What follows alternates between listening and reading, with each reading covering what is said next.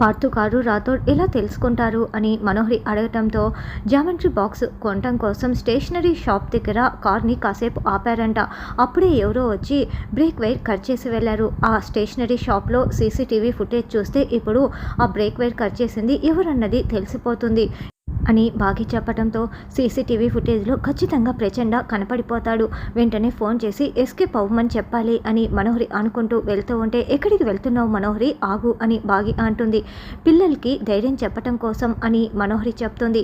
ఆ పని నేను అమర్ సార్ ముందే చేసేసాము. ఇప్పుడు నువ్వు చేయాల్సింది ఏంటంటే, నువ్వు ఎంతైనా 6 మేడం ఫ్రెండ్వి కదా, పిల్లల్ని చంపాలనుకున్న హంతకుల్ని పట్టుకోవాలి. నువ్వు కూడా ఆ సీసీటీవీ ఫుటేజ్ చూడాలి కదా, ఎంతైనా నీకు కూడా ఆ బాధ్యత ఉంది కదా మనోహరి, ఇక్కడే ఉండు అని బాగి చెప్తుంది. అప్పుడే పార్థు రాథోడ్ రావటంతో ఏమైంది పార్థు అని అమర్ ప్రశ్నిస్తూ ఉంటాడు. నేను సీసీటీవీ ఫుటేజ్ని తీసుకువచ్చాను అమర్ అని పెన్ డ్రైవ్ చూపిస్తూ ఉంటాడు.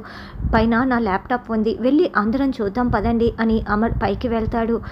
జరుగుతున్న వరుస ప్రమాదాల వెనుక ఉన్న పాపాల భైరవుడు ఎవరో తెలుసుకుందాం పద మనోహరి అని బాగి చెప్తుంది. చెంబా ఒక్కతే చాటుగా చూస్తూ ఉంటే మిగతా అందరూ ల్యాప్టాప్ ముందు చూస్తూ ఉంటారు. ఆ సీసీటీవీ ఫుటేజ్లో చాలా క్లియర్గా ప్రచండ కారు కిందికి దూరడం, వైర్ కట్ చేయటం మొత్తం కూడా రికార్డ్ అయిపోయి ఉంటుంది. ఎవరు వీడు, ముఖానికి ముసుగు వేసుకొని ఉన్నారే అని అమర్ షాకింగ్గా చూస్తూ ఉంటే, టైం గాడ్ ప్రచండ ముసుగు వేసుకున్నాడు కాబట్టి ఫేస్ గుర్తుపట్టలేకపోతున్నారు, లేకపోతే అడ్డంగా దొరికిపోయేవాడు, నేను కూడా దొరికిపోయేదాన్ని అని మనోహరి టెన్షన్ పడుతూ చూస్తూ ఉంటుంది. ఎవరో మాంత్రికుడిలా ఉన్నాడు అమర్, అయినా మాంత్రికుడు ఇలాంటి పని చేయటం ఏంటి అని పార్థు అంటాడు.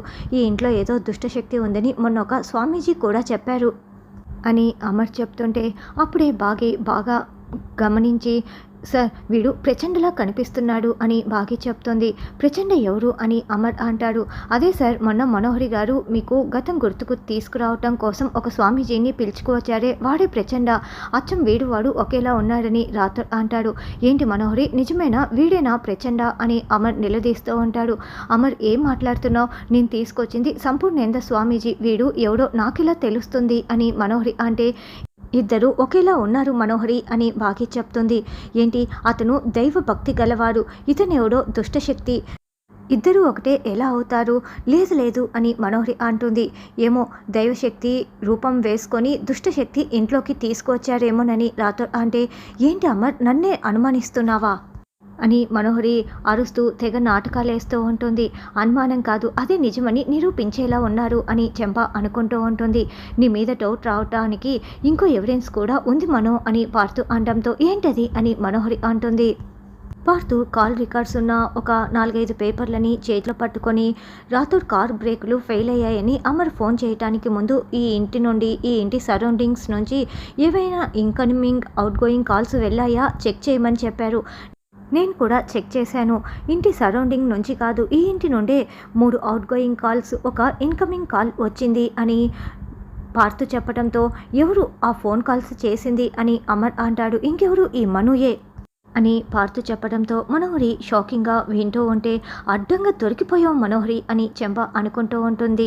చెప్పు మనోహరి చెప్పు, అసలు 3 సార్లు నీకు ఇన్కమింగ్ కాల్ ఎందుకు వచ్చింది, ఒక అవుట్ గోయింగ్ కాల్ నువ్వు ఎందుకు చేశావు, ఆ ఇన్కమింగ్ అవుట్ గోయింగ్ కాల్ ఒకే నెంబర్ నుండి వచ్చింది పోయింది మాట్లాడావు నువ్వు, అది కూడా నార్త్ ఇండియాలో రిజిస్టర్ అయిన ఫోన్ నెంబర్, అది ఏం మాట్లాడావు మను, ఎవరితో మాట్లాడావు చెప్పు అని పార్థు నిలదీస్తూ ఉంటాడు.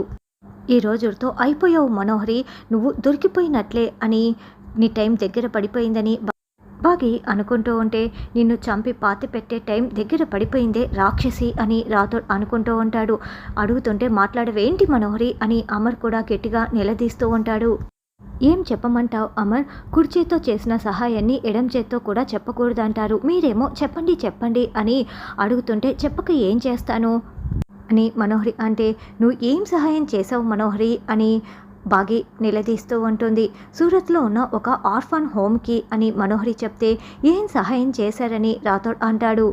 ఆరు నా ప్రాణ స్నేహితురాలు కదా, తన పేరు మీద ప్రతి సంవత్సరం కొంత ఫండ్ కలెక్ట్ చేసి నేను ఆర్ఫన్ హోములకి పంపిస్తూ ఉంటాను. సూరత్లో ఉన్న ఒక ఆర్ఫన్ హోమ్ ఫండ్స్ లేక ఇబ్బంది పడుతూ ఉంటే నేను ఫండ్ రైజ్ చేసి కలెక్ట్ చేసి మరీ వాళ్ళకి పంపించాను. నేను 3 సార్లు ఫోన్ చేసి మాట్లాడింది వాళ్ళతోనే, అంతేకాదు నేను పంపించిన తర్వాత నాకు థ్యాంక్స్ చెప్తూ వాళ్ళ దగ్గర నుంచి ఇన్కమింగ్ కాల్ వచ్చింది అని మనోహరి చెప్తుంటే అందరూ షాకింగ్గా వింటూ ఉంటారు. ఒసే మనోహరి, మళ్ళీ తప్పించుకుంటున్నావు కదా, అక్క పేరును వాడుకొని నువ్వు ఆయన్ని మాటి మాటికి మోసం చేస్తూనే ఉన్నావు అని బాగి అనుకుంటూ ఉంటుంది.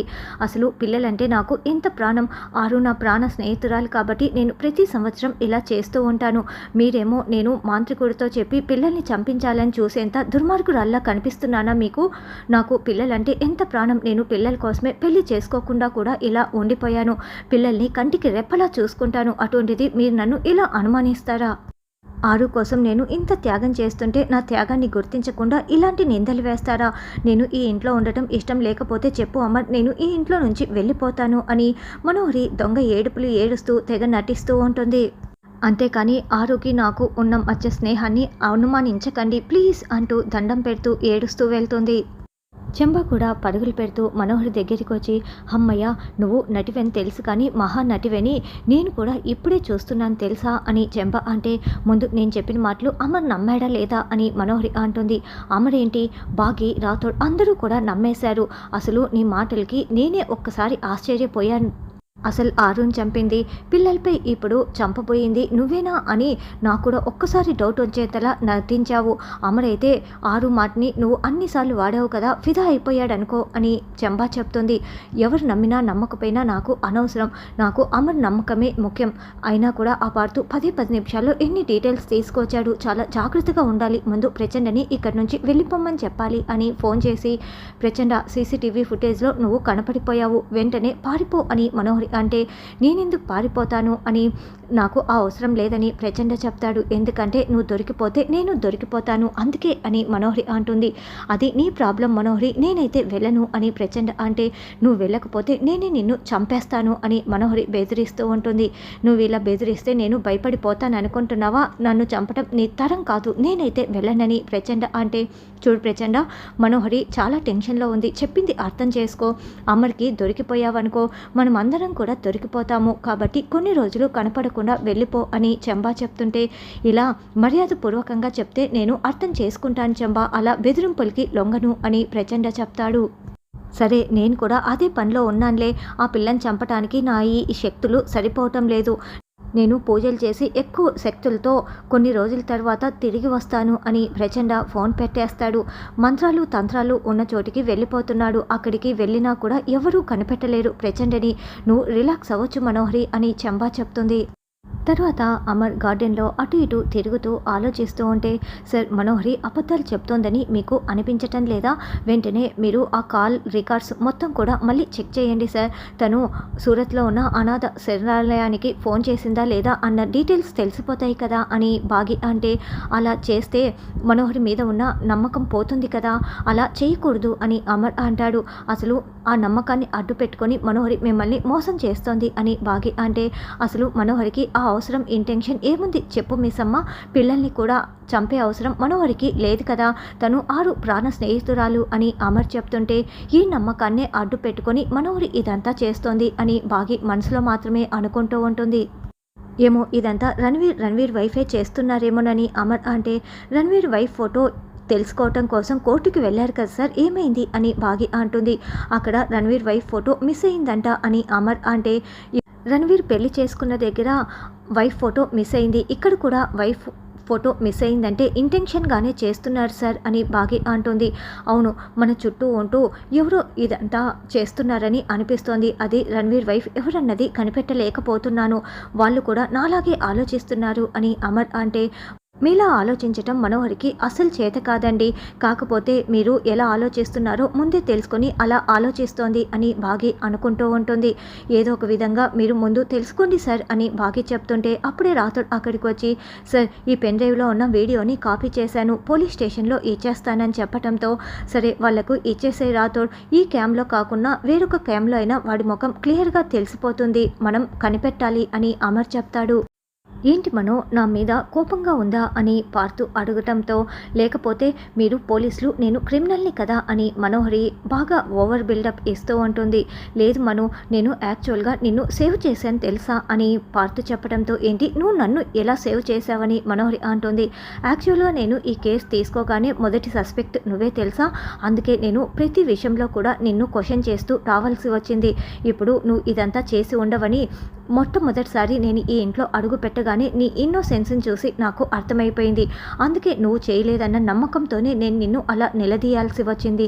నేను ఎక్స్పెక్ట్ చేసింది కరెక్టే కదా, నువ్వేం చేయలేదు అంటే నేను నిన్ను సేవ్ చేసినట్లే అని పార్థు చెప్తుంటే, అంటే నువ్వు ప్రతిసారి నన్ను ఇలా అనుమానిస్తూ క్వశ్చన్ చేస్తూనే ఉంటావా కేసు పూర్తయ్యే వరకు అని మనోహరి అంటే, తప్పదనుకో, నిన్ను బాధ పెట్టినందుకు సారీ మను అని చెప్పి వెళ్తూ, చూడు నీలాంటి అందమైన అమ్మాయిలు నవ్వుతూ ఉంటే చాలా బాగుంటుందని చెప్పి పార్థు చాలా సంతోషంగా వెళ్తాడు.